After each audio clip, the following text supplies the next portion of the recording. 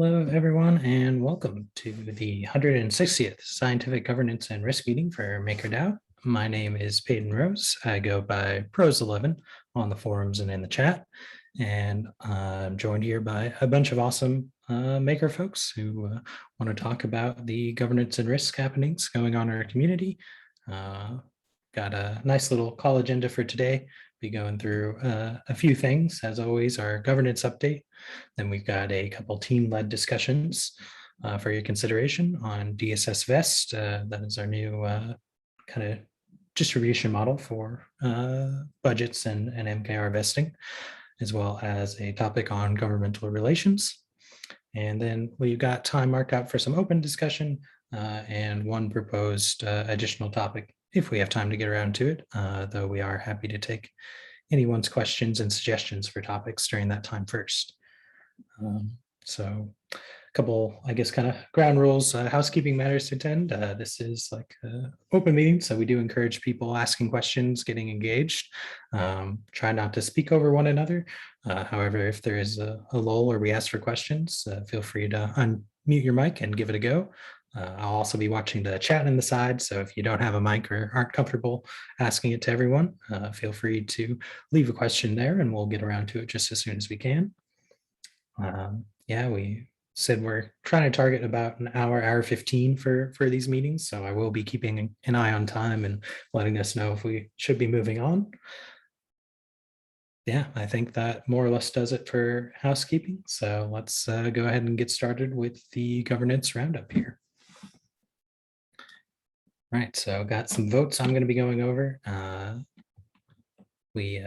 Pretty active week, I would say, and some interesting things to come out. As far as polls go, we had two polls that ended just an hour ago. The first was on adjusting auction parameters, and that one passed pretty unanimously. So you will be seeing that on tomorrow's executive. The other poll that ended today was rejected, and that was a proposal to increase the system surface buffer to 100 million DAI. So that did not pass and will not be going any further. People can put up other signals if they wish to get that or a different parameter up on for vote again. However, that'll be the end of its governance journey for now. Don't want to steal our MIP editor's thunder, but we do have 8 ratification polls that will be ending on Monday. So do check out the voting portal if you haven't been there. And in addition to those, you got a little bit more time for 2 green light polls that are ending on Monday, October 4th. That's being for the solid block detox digital coins, and the REIF drop, the commercial real estate assets drop tokens from Centrifuge there. Awesome. So that brings us to our executive proposals. You might have noticed the most recent executive passed and was executed a couple days ago. So that was pretty exciting for the voters on that. We saw a number of collateral onboarding and offboarding changes, and we have officially activated the debt ceiling instant access module for our PAX PSM. So if you go to MakerBurn or any of the other cool UIs people are working on, you can see where the levels are at for that, as well as interact with the contract yourself. We will be having kind of a string of executives in a row here, which is perhaps unusual. The last few months, we have been kind of going every other week. However, we got a lot of stuff to get through in the oncoming weeks. So tomorrow's will feature those auction parameter adjustments I mentioned, as well as some testing for our L2 bridges, both for Optimism and Arbitrum. On those, basically, we're looking to make sure that we're good to revoke the deployer key for the protocol engineering core unit and still be set up to go. Excellent. So that'll do it for me and the governance vote update. I'm going to pass it over to Blimpa. His name's Pablo. He's our MIP editor to give you a MIPS general update. Sure. Hello, everyone. Here's the general MIPS update for this week. As Peyton just said, September certification polls will close on Monday, 27th. So we'll do a very quick passing even review of the vote so far, as there's been not much change since last week. All proposals are passing without any discomfort. There's MIP 58 with that kind of weird ratio of abstains. We also have, moving on. Yes, seems like we'll be welcoming 4 new core units into MakerDAO. So that's pretty cool. No changes also here. And it's pretty much the same case with budgets, no appreciable change in the budget either. So let's move on to stuff in RFC. We've had 3 recent additions. I forgot to mention MIPS 60 in the call last week. So we have MIPS 60, Intangible Assets Assignment. It sets processes for MakerDAO to determine which actors manage which intangible assets. We've also have a supplement to collateral onboarding application. Basically, this proposal upgrades the MIP 6 C2 application, the one that you can find under MIP 6, under collateral onboarding. It adds some new real-world asset specific questions. And we also have the sub-proposal that defines the MKR compensation budget for real-world finance. Moving on. Yes, regarding the MEPS Portal, yes, the structure for globalization is pretty much in place and will probably be ready to go live next week. So that's pretty cool. Of course, we still have to work on the translations themselves, but yes, there's been a lot of incremental improvements, which make the user experience much more, much nicer. And also the dark mode is coming because DeFi, and why not? So that's pretty cool too, probably next week. And that's pretty much it from me. Remember that I'm always reachable. So if you have any questions, you can send me a message on any channel. Thank you. Appreciate the update there, Pablo. Up next is going to be our forum general updates, and that's going to be led through by Artem. Take it away. All right. Hey guys, welcome to the Forum at a Glance, a weekly review of what's happened on the forums for the week of September 17th to September 23rd. So let's begin with the top announcements. Our major announcement of the week, the Protocol Engineering Core Unit has launched the official DAI token bridge on Arbitrum 1. Derek posted the update, which also includes some useful links, so check that out. Next up, we have David from Governance Communications, who's collecting Discord handles and other associated information for DAO members, stakeholders, and anyone who wants to be added to the Discord prior to their launch. Please visit the thread to fill out the information form provided. Then, in collaboration with MakerDAO, Matthew Rabinowitz from Success Capital announced the first annual Real World Assets Gala Charity Dinner, which will take place in Seville, Spain on February 12th of 2022. Moving into the top 3 discussions, GovAlpha, Content Production, and Tech Ops are collaborating on a plan for the channel implementation Discord. Long for Wisdom posted a thread seeking feedback on proposed roles and channels. So feedback is recommended. And in parallel, Seth from Content Production also has a thread seeking discussion on strategies for mitigating spam and other potential issues. Next up, we have Greg DePrisco stirs up community discussion on the history of Vier Frank and what we can all learn from how it functions. His posts present some interesting similarities and differences between the Vier Frank and MakerDAO. So check that out. And then we have Louder, who analyzes MIP54, DssVest, and notes that the first usage of DssVest will likely result in new MKR minted to cover core unit MKR vesting plans. In response, Louder asks whether this was the intention of the MIP or should it be revisited.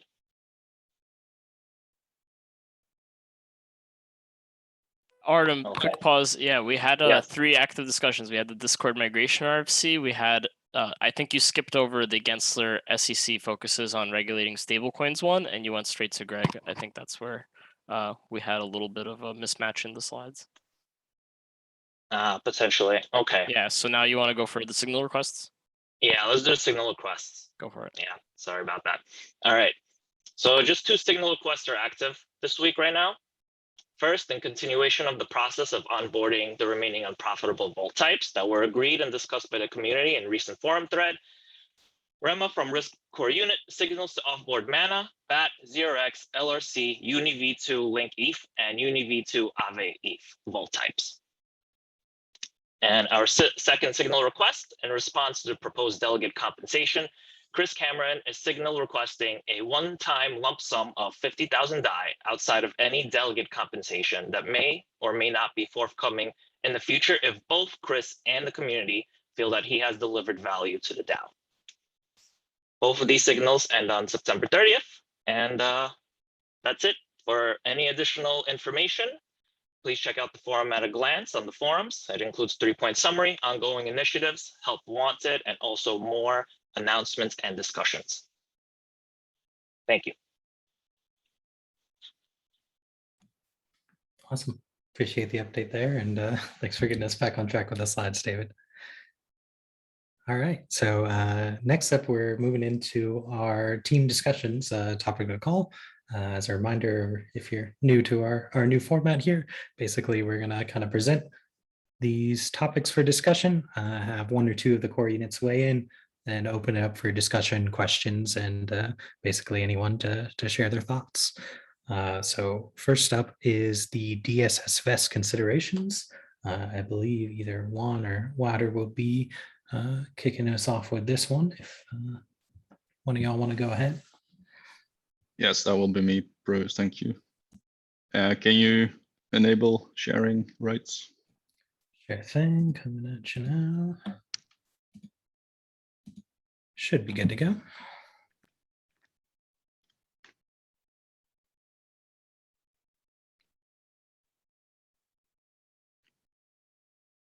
All right, that should be visible. So I've tried to summarize the what happened and what I would like to discuss. So first, the background as to how we got to the discussion. So it's about MIP 54 rather, that introduces DssVest. I think most people know that the DssVest module is for automating payouts of DAI and MKR with streams, reduces the manual overhead, and is used for core unit budgets and retention bonuses. It was posted in May, so quite a while back, as a technical MIP. It followed the typical process of going through the RFC, formal submission, etc. And then it was ratified 28th of June by the MKR holders. At the time of ratification, there were no actual DssVest instances that were deployed. They were deployed later as part of the executive vote of the 3rd of September. And if you're curious which ones are deployed, you can see them there at Maker Burn. Now I want to talk a little bit about at least my own confusion. So as I just mentioned, it was definitely a long timeline and there were many discussions. So it's not that this was a secret project or something. Still, it was a surprise for some stakeholders. So definitely myself, but also some others that I talked to. That MakerDAO has DssVest modules now deployed that will mint MKR tokens upon vesting. The cause of my own confusion there, so it was my original understanding that MIP 54 was the description of the DssVest mechanic, but not of the implementation, the actual deployment of the DssVest instances. So I expected subsequent MIPs with concrete parameters, for example, updates of the MIP 40s, which define the core unit budgets and budget implementations. Those updates I expected would have the concrete parameters, and then also the decision to mint MKR rather than considering the alternative, for example, taking it from the 84,000 that was transferred by the Maker Foundation. furthermore, so what happened was that instead of these parameters, they were derived from earlier core unit budget MEP40s, which of course have the vesting schedules and everything. And even though MEP 54 mentions different options for the MKR, minting was interpreted as being the proposed method. So what I would like to do is to reopen the discussion where the MKR from the retention bonuses should come from as a first action item for all of us. And minting versus Treasury decision has important legal implications that may not have been considered. As a result, I don't think that it should be an implementation detail. I think we should be very, very explicit about it if we make decisions like that. If voters decide to use the Treasury instead, then we can, refer for the technical details to the protocol engineering core unit, but I think we can deploy new instances and shut down the current ones. So yeah, nothing dramatic happened. No MPR has been minted to date, and the first vest is still months away. So there's no need for urgent changes, but I would definitely reopen that discussion. I also think that we need to work to include more legal feedback in the DAO's decision-making process. And we have a few ideas around that, but they're still quite far down the road. So one option would be that we can do legal opinion crowdsourcing, the typical way of interacting with the community that we have for technical discussions, etc., does not seem to translate very well to the legal discussions. I would consider some changes to the governance process based on this experience. So technical MIPS, they're supposed to describe the implementation without room for interpretation to avoid this exact situation. And so I'm wondering, can we be more strict about this, that we flag technical MIPS that are not very explicit about what the next steps are, even though the mechanic of the DssVest was very specifically described, and exactly it did not have, for example, a list of core units that would use this mechanism, or indeed which way that they would get the MTR. So I think we should be considering about ways to clarify better what the fundamental decisions versus the implementation details are. As I said, I think the decision to mint MTR is not an implementation detail. This is something that we should be very, very explicit about. And yeah, more fundamentally, I think it has been demonstrated that MTR holders don't have the bandwidth and or expertise to properly review MIPS. This has gotten worse as we are growing, and as more MIPS are being proposed and go through the system. It has been improved lately with the delegates that we now have, who are spending a lot of time to do exactly this. But still, I think this is a problem that it comes up a lot. So you don't just need the bandwidth; you also need the expertise to properly review these MIPS, and there are many different areas of expertise. So I think this is maybe the most fundamental question that we should ask ourselves based on this experience. And yeah, that's my summary of the events as they unfolded. So happy to open discussion about it.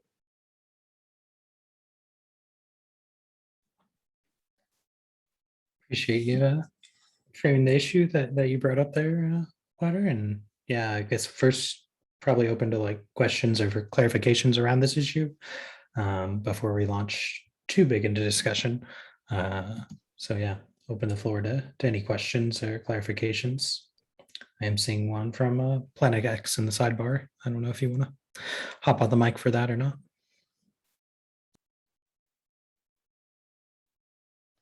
Yeah, it should be fairly doable to change MIP 54 to drawing MPR from the leftover pool left by the foundation. of course, that leaves a bit of a. It's still well. There's so much MCAR left in it that it should be quite doable, I think. I don't know how anyone else feels about that.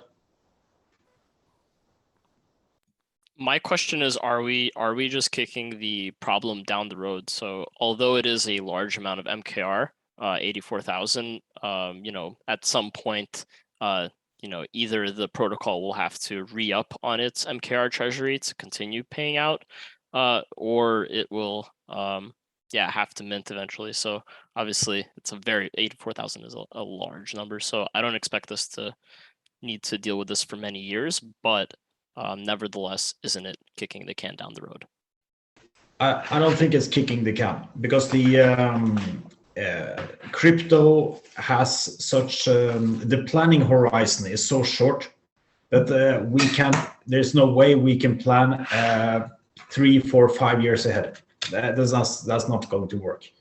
So I don't feel this is kicking the can. It's just avoiding increasing the number of MKR. It's just avoiding minting. You know, it's the same result. You get your MKR, it's just from another pool. Got it. Yeah. So I spoke with an attorney on this as well, and it does seem like the least risky legal move is to just pull it from the reserves that we have in the POS proxy and not to mint it. So I know there are mechanisms in the protocol that end up minting, but I think we want to keep anything that does that to a minimum. So yeah, so there's no technical challenge. I mean, there's the challenge of deauthorizing the old module and adding a module that instead pulls from the reserves. But yeah, aside from that, I think that what Wouter brought up is a pretty sane idea. Yeah, I'll come back to it later because I feel like it's a little tangential to the subject. But on your last slide, Wouter, there was an idea about more technical detail in the MIPS, and I have some musings on that that are maybe contrary to adding more technical detail, but I'll just state my experience later. So yeah, and to be precise, I don't know what's on the slide, but I don't actually mean more technical detail. I mean more explicit expression of the next steps, because that was what the confusion was here. So Brian notes in the side chat that minting was mentioned multiple times, and that's definitely true. The way that the module is described is like it has literally the mint method, and I've seen that. But then in the introduction, it says that the module supports multiple options to source the DAI and the MKR that it can pay out. And my assumption was that there would still be an opportunity to to switch the implementation from minting to taking it from the Treasury. Yeah, there are 3 different implementations of DssVest, and one of them does do just a strict token transfer. So we already have that capability. It'll be easy to just deauth the old one, add the new one, and reset up the streams. So that's not a problem. I just wanted to make it clear that like I don't want to frame this as like nobody was trying to hide anything. I don't think that there was any lack of clarity in the governance process, because we attempted to you know, put this through our exact intentions at every step of the way. But yeah, we have, Chris mentioned that we do have some unofficial legal advice that maybe we need to go the other route. So I don't know what the next steps are in terms of governance for that. yeah, to Wouter's point about getting more like legal expertise on MIPS, that would be a really good idea. Obviously, the PE team isn't capable of providing that. I mean, other than whatever tangent to like the legal system we've all had throughout our careers, but a specific like legal CU or some sort of crowdsourced legal opinion on a MIP would be probably good to just get like as like a step of the review feedback or something. So I kind of do like that proposal letter. We mentioned kind of the governance side of things, so probably valuable to weigh it as governance facilitator. Basically, as Water pointed out, no minting has taken place, and in fact, it can't take place until I believe May 1st would be the first eligible contract that could mint new MKR. So basically, if this is something that the community felt should be changed, all that would need to happen would be a proposal put up to do so. In this case, a signal request is probably sufficient to do so, essentially asking the community if they would like to switch over the MKR minting side of DssVest to instead use the ERC20 stream with the protocol Treasury MKR. And typically we have our signals go on for 2 weeks before they, in the forum, before they are brought on to on-chain polling and then into an executive. So that's what the process would look like in terms of governance changing, how this has been implemented so far.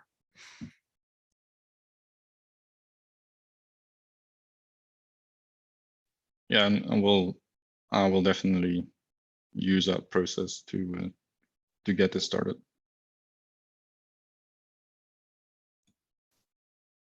And had a good call out in the sidebar there that basically, you know, we're all kind of expressing our individual opinions here and kind of taking our knowledge and expertise, sharing it with the community and discussing this. So nothing anyone says is like legally binding or anything like that. We're just discussing the situation and what we as a community would like to do about it. Exactly. There's something that Sebastian wrote in the chat that I'd like to respond to. So Sebastian wrote that by making this decision, taking instead of minting, aren't we agreeing that MKR is a security? What are the implications of that? Better to be careful. So 2 things here. Number 1, I don't think we're making this decision. First of all, there's going to be a signal process, and voters at the end of the day are making a decision not whether or not Maker is a security. They're making a decision on where to draw the MKR from, and both options have a certain perceived legal risk. And I think the voters as a governing body are doing their best to make the wisest choice. I don't think they're making any positive affirmation of the definition of what MKR is as an asset. So.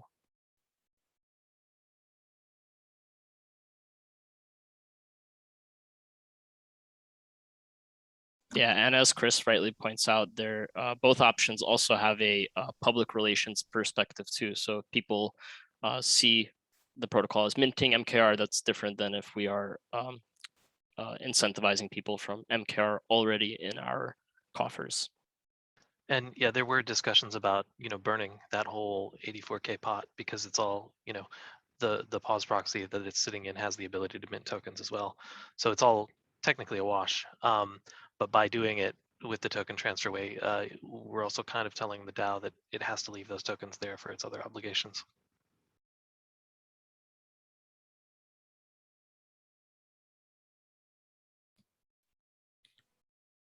I guess this brings up the question of what can the DAO do to get more legal subject matter experts to participate. I think there are a few people around, like the old Maker Foundation lawyers. I know that Juan K on the SES team is working on you know, legal review, and there's a handful of legal minds around the DAO. But I'm curious if people have ideas for how we can attract more. I can briefly talk about the option that we are exploring, but as I said, it still will be a while before it is in place. The issue is that you will have a hard time finding anyone with a serious legal background giving too detailed opinions about, for example, what the exact risks would be, or to engage in this discussion like fully transparently as we are used to with, for example, technical subjects. And yeah, that means that you should in some way think about maybe anonymizing or pseudonymizing the feedback that is given. And we are exploring collaboration with a project that implements crowdsourcing of legal opinions. I'm not exactly sure of the exact mechanics how that would work. My assumption is that you would have a number of voters that are confirmed to have a legal background, and I hope the relevant legal background, and you would be able to, I guess, put up polls to ask certain questions. For example, and I'm just picking this up now. As I said, I don't know the details of the project, but I would imagine rank these three options in the order of legal risk, or maybe have some kind of check in the process where you ask this the legal crowd if this is a risky legal move, or we're about to do something. How would you rate the legal risk? That's what I think that this would take. But once again, I'm not exactly clear on the exact details. We're still very much in the exploratory phase.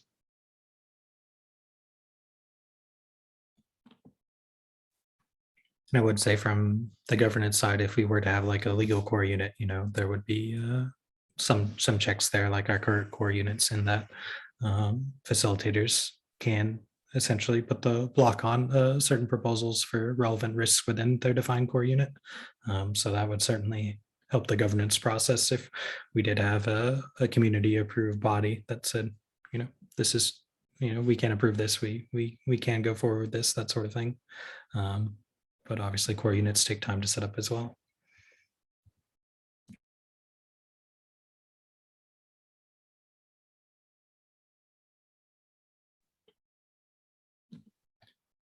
The other thing I brought up, which I was wondering, is if we can be more strict about the different types of MIPS and require of technical MIPS that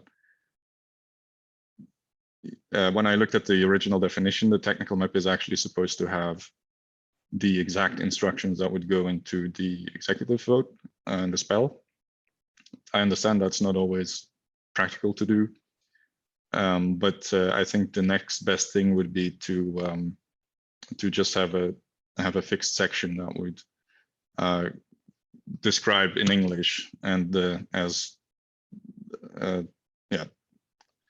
as clear as possible what exactly the effect would be that that we're voting on, right?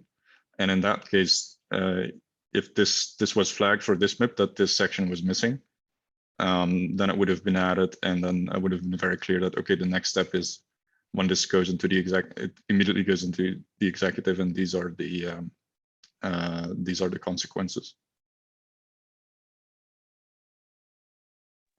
And Yeah. My personal opinion on that is that this is something that that is kind of a formal technical review of the MIP that you don't have to have any opinion on the content or judge the content in any way in order to do these formal checks. So I think that would already help a lot. Yeah, whatever we end up doing, we have to sort of find a path that's not, the sort of extreme granularity of describing exactly what happens. I've noticed that at least when we're developing these things, the MIPS, for the most part, people are voting on them and thinking, okay, this is like a good idea. And then we get to the implementation phase and we find all sorts of like little gotchas. And so there's all kinds of like subtle little changes. And obviously some of those may have like legal implications as well. I'm not saying that happened in the DssVest case, but I'm like thinking more generally.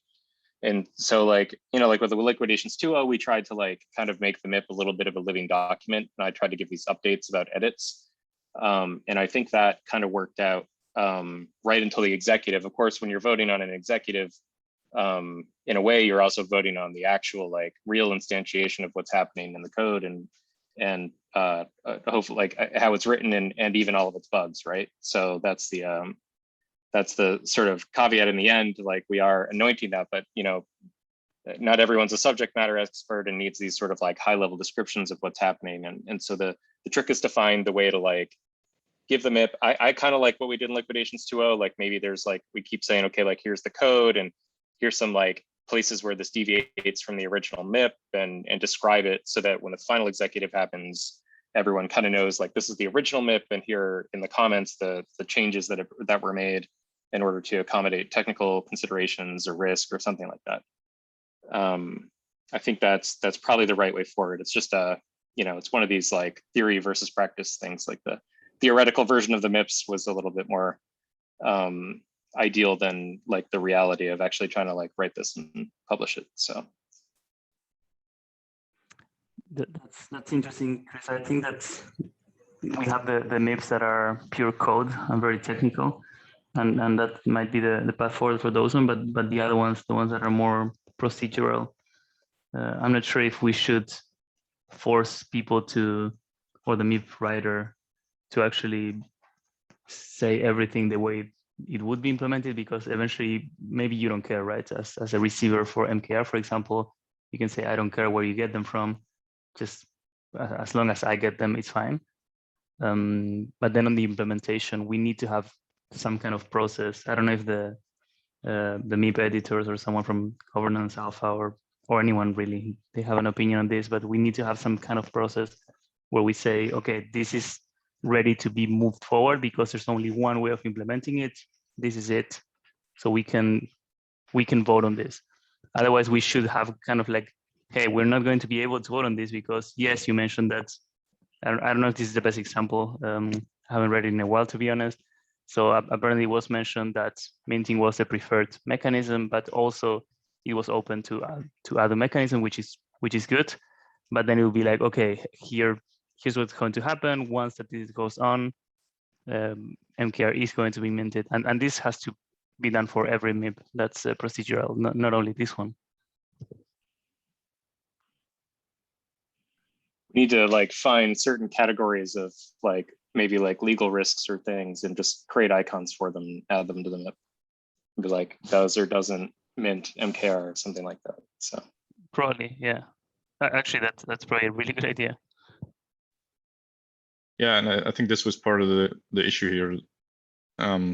It wasn't understood that that it makes such a big difference from a legal point of view to mint the MKR versus taking it from the Treasury, and so there was like a line that was crossed without realizing it. I think thinking about like which kind of permissions to put in that way, which kind of permissions the MIP would use, and have a list of permissions that need very explicit confirmation. And I think MKR minting would be quite high on the list. That would probably be a good idea. I don't know how realistic it is, but if we can do it, sounds like it would be very useful. So at the moment, the MIP editor does have a checklist that they go through when a MIP is submitted for RFC, and so I'm sure it should be pretty trivial to get Pablo to expand that list to include some, if this is MKR, seek out, an extra opinion, or if this is whatever else. Yeah, we should. Yeah, sure. We should reach a consensus around what these points are going to be. One of them is going to be MKR minting, and yes, we should reach a consensus about that list. But yeah, it should be very trivial to implement. But also DAI payments, right? Because someone could come up and say, okay, I want a third of a multiple of the logarithm of whatever number, and I want that DAI every month. And then Pablo would probably need like a team of mathematicians to help him figure out how much DAI needs to be paid out. So all these things are a lot of work, and they need to be checked before we move on things. But we need to put the mechanisms there. And it's not an easy thing to do.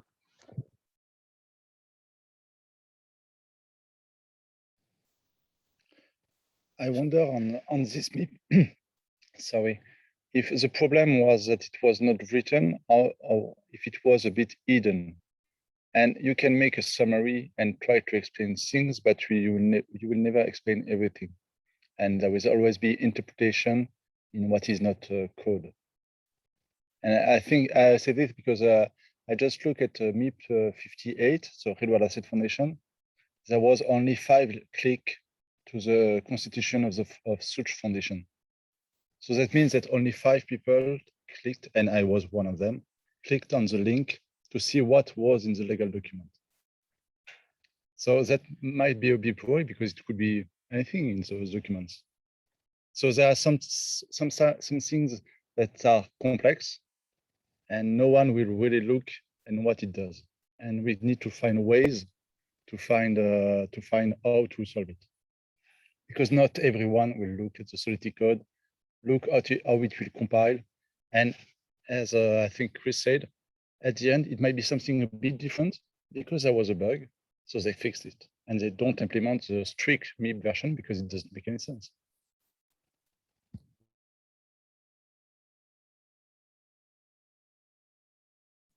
Yeah, that is the last point that I added to the slides, which is, I think, the most fundamental one. The model where we just rely on MKR holders and the community to review these MIPS without specifying exactly how it will happen, I don't think is very scalable. So we will need to change that. But that's a very different discussion, and I have a lot of ideas about it. I just didn't want to make this a 3-hour call. So on that one, we'll maybe return to.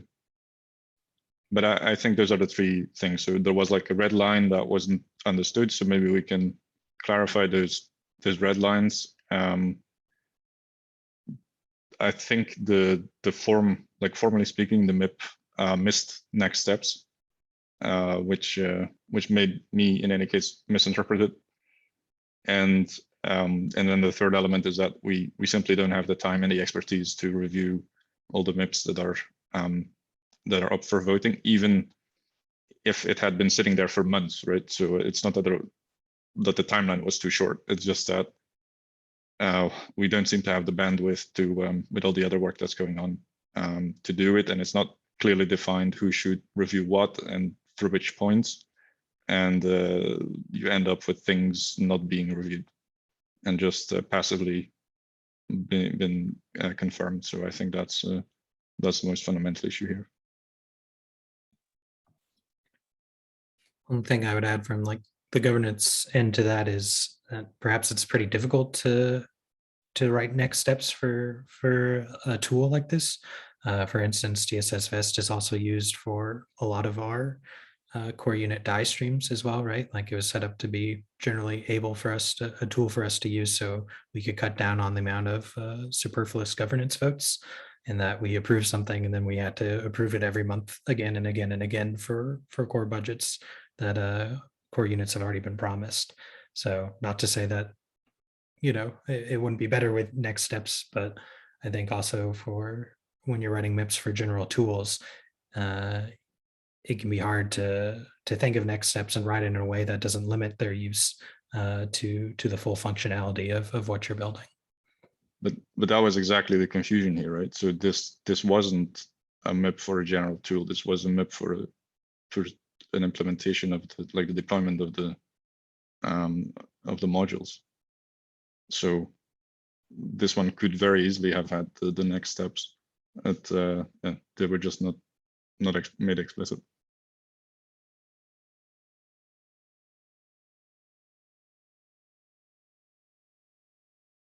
Can we go back for a moment and talk a little bit more about the legal expertise that we need when we are reviewing the MIPS? Because I like what you propose, Wouter, about this group that anonymously can like answer or legal questions, but I would like to know when this will going to be available, and if it's not immediately, that's what I suppose. Maybe I was thinking that I guess most of the core units are working with a legal firm, so maybe we can work together and like use or lawyers like these lawyers to review some of these things that we don't know what to do with. And maybe they can like have a meeting together and discuss all these things that we don't know, and post a review in the forum or something like that. Yeah, and you highlight another problem, which is that we're missing the legal expertise, but it's like the principal agent problem, right? Like we're missing even the legal insights to know which lawyer to ask, right? Who has the relevant legal expertise. Even that is unclear many times. So that's another problem. And then yeah, I know, absolutely, but at least now we have some questions to ask. So like that's a good starting point, I guess. Yeah, and then the other part about publishing a review. So I think that's what's not going to happen.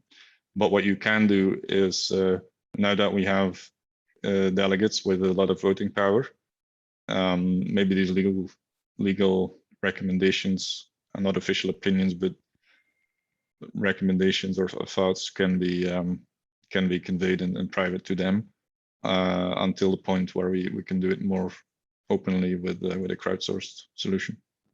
That's a good idea. We have a lawyer, and well, he's very into crypto and with all the securities laws in the United States, so we can like work with him. I guess with layer 0 from SCS, we can also like do something with him. Meanwhile, we wait for like a better solution, and we can organize meetings with the delegates to share this legal opinion.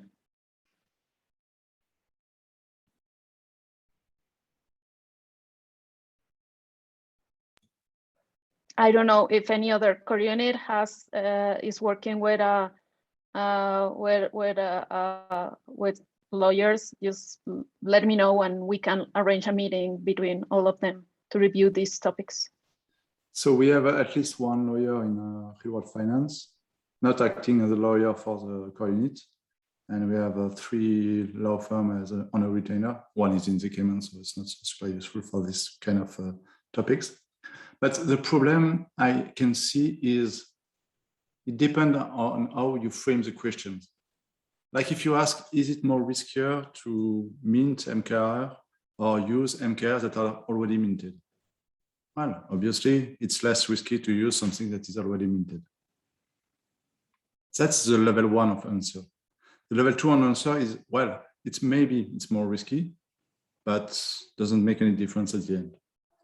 And another kind of answer could be, well, you have a big problem because of X, and this problem, choosing between the two, is not your biggest problem. When you give me this problem, I can tell you that your problem is way bigger. So it's really a discussion, and I don't know how you can frame it, and it's not super easy, because just asking questions usually don't give you the answer. I'll give you one answer, but not the context of the answer. Appreciate that context and insight there, Seb. I know this doesn't feel fully wrapped up, but it sounds like there are a lot of next steps in terms of forum actions and coordinations that we can take place. So I think I will be kind of ushering us on to the next topic here. I also think there is some potential overlap in terms of what we're talking about.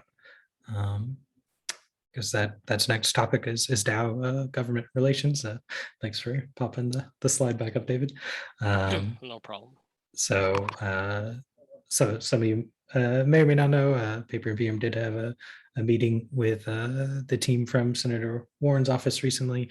So we kind of want to get some updates on that meeting, as well as just some general thoughts about government relations with the DAO, which probably ties in pretty well to the legal risks to different aspects that we were talking about in the previous conversation. So if you're here and available, Paper, I am going to toss it over to you. And if not, we can have David kick it off. Yeah, I could briefly talk about a few things with regards to government relations and just what our team has been thinking about it. So the government and regulators, they fall into a class of stakeholders that is pretty important to MakerDAO, for our desire to be a global protocol, to be a desire for one that actually, is allowed to exist globally. We want to do what we can to really be above board, top tier, as an org. And a part of that is having these kinds of relations with this particular stakeholder, nation states, governmental publics, people who are writing laws about blockchain, about DeFi, et cetera, et cetera. Yeah, I could see the paper drop from the call, so I'll do like a brief topic overview. So yeah, government relations is a subset of a bigger there he is, paper's back. Yeah, so government relations is part of like this bigger effort called public affairs that organizations typically do. Public affairs are, you interact with the most outer layer of your stakeholders. So governments, legislators, interest groups, the media, really, that outside layer. Government relations is specific to the government. And so, practically, what does it look like? Paper just had a meeting with advisors to, of a specific lawmaker's office, right? So you can go and do that with specific lawmakers. You can attend, speak, network at governmental conferences. I know some lawyers have done this with regards to representing crypto and DeFi. And then also there's financially supporting pro-crypto lawmakers, which is a whole separate topic. And so why do organizations do government relations? To prevent unwise regulation, to reduce political regulatory risk by trying to actually educate our regulators, bringing them towards open-mindedness. So a lot of times, regulators will not have a very open line of communication with what it is that they are regulating. And so breaking down those barriers are really important. And then also to uncover nuance that regulators might not understand. So, like they are not the subject matter experts, so to speak, we are, or the people in the DAO are, or various people in the DAO are. And so there's the question of, who do we send? How does MakerDAO do government relations? And the basic answer is, we send qualified individuals, subject matter experts, recognized delegates, as seen by papers, really, really great effort. People willing to share legal opinions. If eventually maybe there's a legal CU, maybe they can also do governmental relations for the DAO. And generally speaking, there are a ton of things to bring up with regards to MakerDAO. MakerDAO has not a very small range of topics. So yeah, that's the general overview. And so now that paper's back on, I want to pass the mic to you, and we could talk about the specifics of the Senator Warren meeting, and also about your thoughts on the DAO's governmental relations role and how we can do it. Yeah, thank you. So, part of it is that we are in a backdrop of really, even by lawmaker standards, really uninformed and underinformed opinions. They just, most of them, that I've spoken with really are very agnostic about crypto and are not very interested. There are a few who have developed strong opinions, but it's pretty clear that they are you don't have to get into technical details to really hit some major misinformation for most of them, even ones that are our friends. So, I don't know how we do that, because it's clear that just we're years behind where we should be of just getting people familiar with real basic crypto information, never mind MakerDAO specifically. Like the idea that every token is not its own blockchain, that's one I run into a lot. As far as MakerDAO itself, we seem to, I think we have two specific and related issues. The one that vexes most of crypto is the securities issue And I'm not a lawyer, don't like to play one, but I really think we probably have a lot more breathing room here than most protocols. For one thing, we're not selling interest-bearing tokens and interest-bearing products like that, which seem to be drawing a lot of attention, because then you have a return that's expected. Even when you talk about stable coins, they are envisioning Tether and USDC, which they hold a dollar, right? That's in some ways a deposit, which is expected to be withdrawn at some later date. And in traditional, banking or insurance or other forms of finance tradition, they live off the interest that they get on that float. Now, probably our biggest problem, and probably one that we need to solve before we can move on to any of the other ones, is just where does our regulatory touch lie? So this is a big problem. So like it's something that is also easy to relate, I think, to get across to lawmakers. So perhaps it should be one of the things we focus on first. So, we've had discussions where we're like, what happens if someone wants to sue the DAO or subpoena the DAO or just send a letter to the DAO, right, about anything? Who do they call? Well, that's a great question. Or looking at it from the other way, Senator Warren's advisor was quite clear that consumer protection and getting as much of crypto inside a regulatory ring fence as possible are their top priorities. And so I was like, well, even if there was something specific that we wanted to comply with, and that this is a hypothetical that we admitted we were within US jurisdiction because the protocol lives on the blockchain, it's like, how would we do that?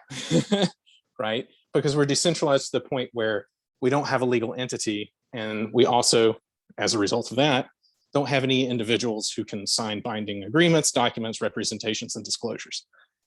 And that was really the question above all others that got her to stop and go, that's a really good question. So I have reached out to, we have another meeting date to be determined in a few weeks. So I asked for this to be kind of on the agenda of like finding a way to devolve legal, tax, reporting, all the compliance and legal issues, find a way to decentralize those burdens down to core units, right? Because some core units may or may not be engaging in regulatory behavior, right? Regulated activities. And even if we have two that are, they might not be, they might not deserve the same regulatory treatment. And then, different core units are in different jurisdictions. So it would, with one stone, it would, the details would have to be carefully thought out, but it has the potential to simultaneously remove the ambiguity about Maker being decentralized, if there was a way to like register as a decentralized entity or something like that, so that all of these reporting requirements and obligations that will have to be met at some point, but it's not clear who should, what they are. Right now that's the case. It's unclear, but at some point it may become clear, and we need a way to interface with these, with regulators in the largest financial market in the world. Otherwise, it's just really going to limit our our ability to grow. So decentralization, and that's not really a crypto specific problem. It just happens that decentralization is mostly seen in crypto. So I think that's probably our first battle to fight. And the good news is no one knocks on your door and says, hey, you're decentralized, you're going to go to prison, because that's not a crime. But we don't want to, the way I look at it is our worst case scenario is we pile up a lot of fines, which we don't want, right? Because those can eventually amount to something that is catastrophic. So we lack legal expertise. We lack friends in the legislature. If neither of the Republican or Democratic senators I've reached out to about this are interested, then I will start reaching out to people in the House to see if we can get moving on that side. But and also I've also reached out to some folks at other regulatory agencies that would not get us the broad brush across all U.S. regulation that we would really need. So that's issue number one, is decentralization. Like, how does a DAO even file paperwork, right? You know, how would we file a disclosure? And then the other issue is, you know, securities laws, which seem very open to interpretation, and we don't have legal counsel looking into this, and so I think we just need to fix that. So kind of related to what we talked about for the first hour, you know, with MKR, my non-lawyer thinking of why it would be better to draw from the Treasury is that, since it economically makes no difference, you know, securities actions seem to be brought against issuers, right? Not necessarily. You know, that seems to be the number one place that they're going after are issuers. All MKR that's in circulation today was minted. You know, it's probably safe to say it's all under the foundation, right? The DAO did not mint it, so we're not the issuer. Minus Thursday, the Black Thursday minting that happened to cover the $7.5 million loss or so. So does, but those were privately placed with VCs, correct? Not privately. It was done through public on-chain auction. Mm. Well, that's him. Yeah, so I don't know enough about that and the specifics of the foundation's involvement at that point. But I mean, this is exactly why we need to hire somebody whose job it is to figure this stuff out. Yeah, so actually I was going to ask you, Paper, do you think that the role of government relations lies with like a especially equipped delegate like yourself, or should the DAO, should one of our core units seek to hire a government relations officer, somebody senior who can represent the DAO and who can, like, you know, aggregate all of the things that you've said and kind of, yeah, start working through all of the senator offices and you know, et cetera, et cetera. Yeah, I mean, I think the DAO should probably be agnostic about in which direction it gets outsourced. You know, the benefit of having a delegate is that, you know, you can't really agree to anything, but you can have some idea of what's likely to float, you know, past a vote. The core units, a core unit that engages external help might be the best solution, because there are professionals that do this. Unfortunately, they're not cheap, but what you need are people who have these personal relationships which are non-transferable, right? And we don't have that. The foundation had some of that. I've run into people that are like, oh, I know blah, blah, blah from the foundation, or, oh, are you with the foundation? So I've stumbled across, you know, but people that, you know, have been in contact with the Maker Foundation in the past. But, you know, that's, you know, the foundation's not gonna be around much longer here. And, so we need to spread our wings here. I don't have a great idea. I'm not a lobbyist. Lobbying, you know, real lobbying where you're like trying to draft legislation and you know, to give to people and perhaps make some donations and stuff. Those come with reporting requirements and a certain level of discretion that may or may not be compatible with our very transparent, out in the open method of governance. It's a bit of a moot point at this point, though, because there's such a deficit of really basic information. I mean, like, let's think about the Gensler hearing last week, right, where Senator Warren asked, was it last week or 2 weeks ago, where in the Senate Banking Committee, where she specifically asked about decentralized exchanges and transaction costs, and he said, oh, well, that would be a function of their user agreements. You know, like, I mean, Uniswap and SushiSwap don't have user agreements that determine gas fees, right? Excuse the toddler in the background. So, I mean, that's kind of like where we're at, and everyone was happy with that answer, right? So, I mean, there's just a complete lack of understanding, and I don't know. I actually asked. I was like, "Am I the?" I asked Senator Warren's banking advisor. I was like, "You know, am I the first person from crypto to talk to y'all?" And she was like, no, we've had some of the lobbying people talk to us over the years occasionally, which you know, their job is to talk to people that don't like us. And but I'm often the first person to have talked to these people, and it's really disheartening. I don't know what to do about that, because Maker obviously can't. So there's like Can't do that. so there's kind of like a distinction that's happening. It's like education about the general crypto truths and nuances and all that, and then there's like the Maker specific knowledge that regulators would probably be interested in knowing at the later stages of lawmaking. Yeah, like Yeah. in particular with regards to any stable coin regulation, like we just are built differently, right? Our end product looks very similar to a USDC or a Tether from the user perspective, but just like a bank and a credit union look the same from the parking lot. We're built differently on the inside, and we have different risks, right? Which means that we deserve a different regulatory touch. And this is a really golden opportunity if we can find a way to get into these very boring technocratic details. This is a really golden opportunity for us to differentiate ourselves from all the other major stable coins. And there's also the danger that we get swept up with particularly onerous requirements laid upon these other ones because they are susceptible to bank runs and the like that we are not.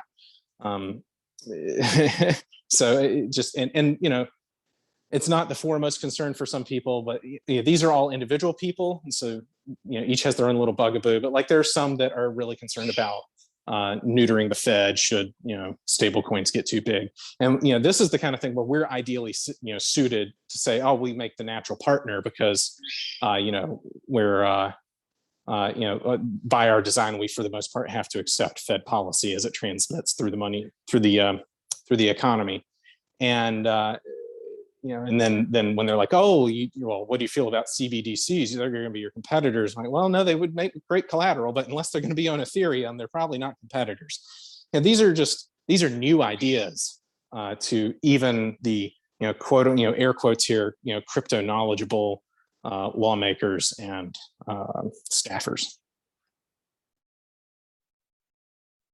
Appreciate You that. should grab it, Maker. Yeah, go for it.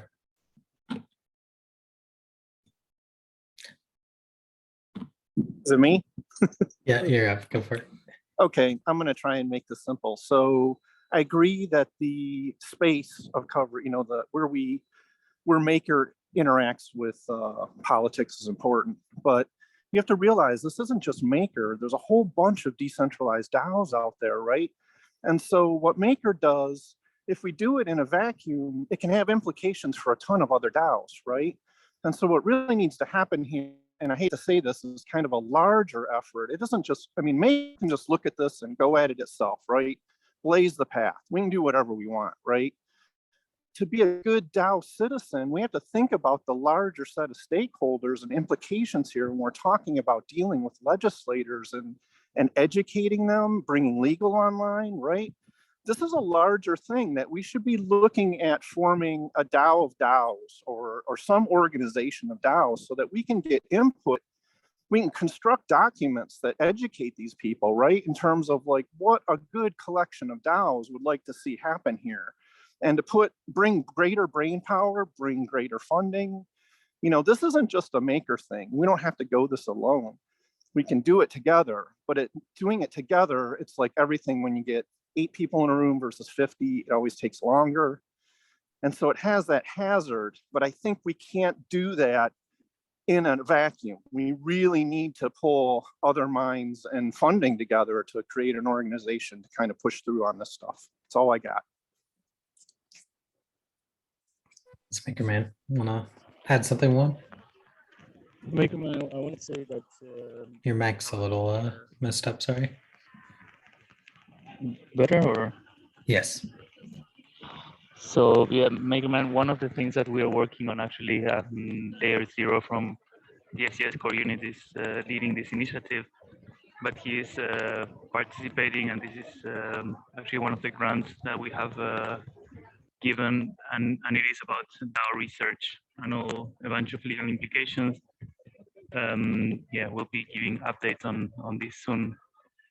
I don't know, probably within 2 weeks, I want to say. So yeah, I'll try to make sure to tag you whenever we do so you can join our call.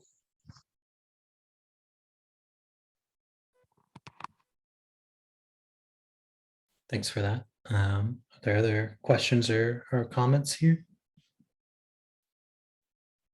I was gonna say to Makerman's point about trying to make a more broad legal effort along with our industry to engage with nation states and governments and regulators. I think that that's a powerful idea for potentially getting everybody to agree on a list of like pertinent points that regulators should understand about our industry. But then beyond that, I think that protocols should really do individual effort because each one of them has so much nuance that the legal questions that they will be asking will be many, very, very broad range. So I think, just to put it into perspective, I think that, something like that would be good. But who's going to lead the charge, I guess, is the question, right? So there are already some general lobbying organizations in the industry. There's Coin Center in New York is doing lobbying. The DeFi Education Fund put on by Uniswap, and then the new LexPunk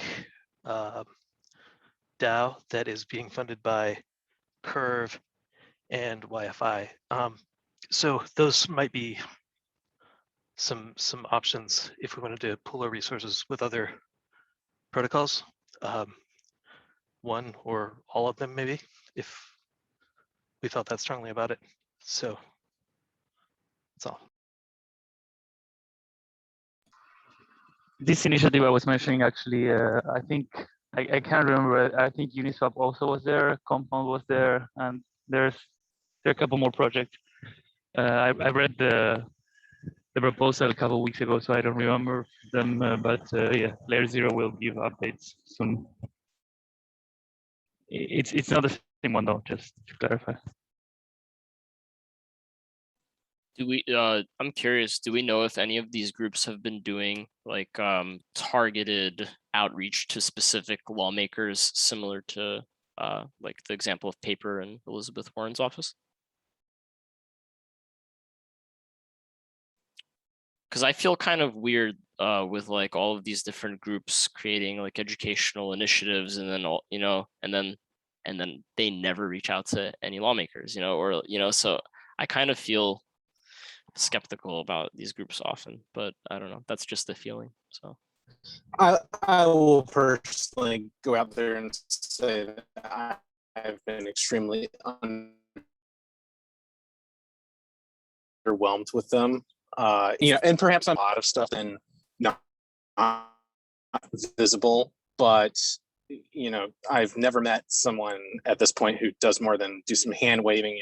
I know those people, and they'll struggle for the group names, blockchain association or whoever, not to single them out, but I think the biggest thing is just how did we get to this point where even our own friends that have been like, you run into a staff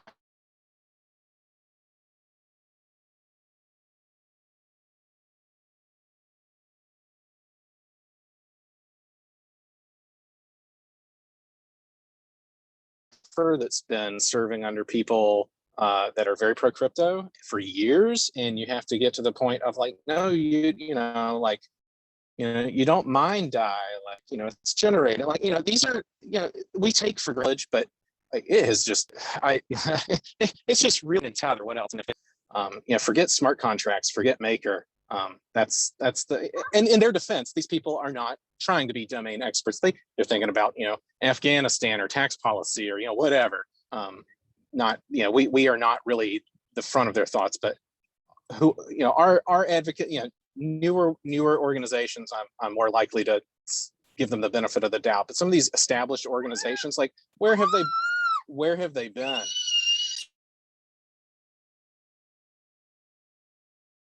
But that's just the nature of lobbying, is that they're not going to announce it, that who they're talking to, the conversations they have, which makes me wonder if we are going in the right direction by having these discussions in the open.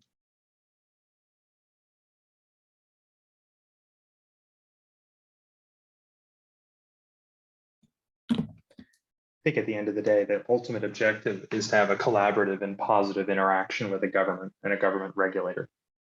Anything that advocates and pushes that forward is positive. There are many that could go down this path of how do we rage against the machine, and we're in a bubble. I think we'll go 100 times farther the more that we can always have a constructive tone, always.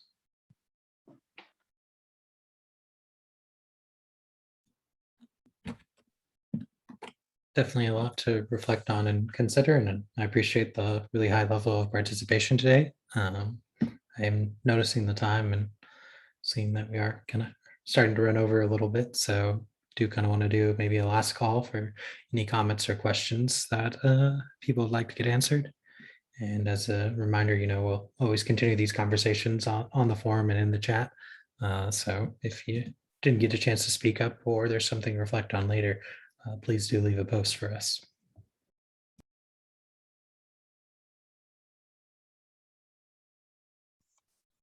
I wanted to quickly share our call tomorrow at 2:30 UTC.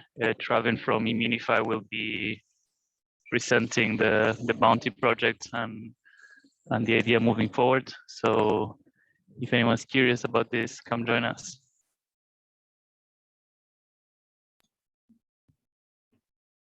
Thanks for that one. Any other call outs or parting thoughts before we close out the meeting here?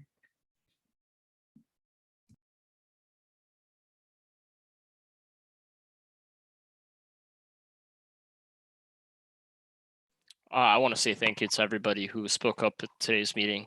This was a very, very interesting discussion, so thank you.